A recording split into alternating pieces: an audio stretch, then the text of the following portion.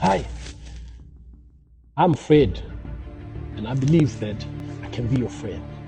I found some Japanese principles for great leadership and also living fascinating. I would like to share them with us. The first one is gaman.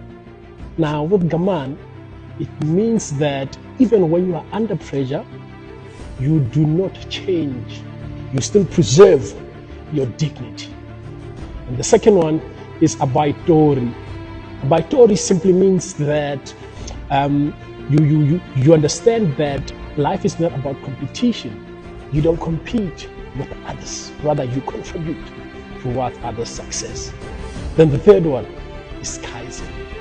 Now kaizen, it says that update your software, update your skills, improve from your mistakes.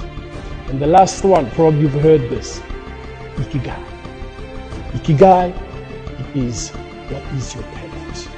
What is it that God gave you life for? What is your ikigai? Those are the 4 principles that I would like to share with us. And I hope that they can help you as they have helped me and million others across the world.